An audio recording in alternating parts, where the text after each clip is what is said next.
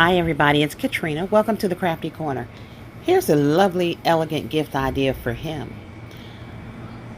So I took the wood trays that I got at Dollar General on the Dollar General sale, and I still, yes y'all, have some of these Nautica cups left.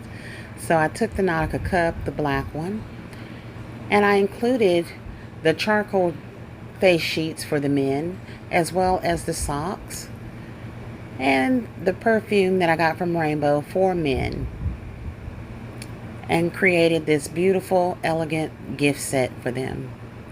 I topped it with a gold bowl just to give it a little accent, and I think that this gift set has turned out beautifully.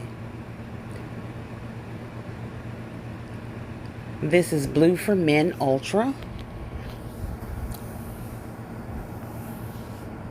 and I think this will make a nice holiday gift as well as a gift for any occasion. So those of you that are new to my channel, hit that subscribe button for me. If you're returning, thank you for returning.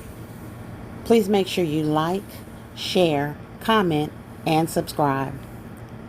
Be blessed, but most importantly, be a blessing.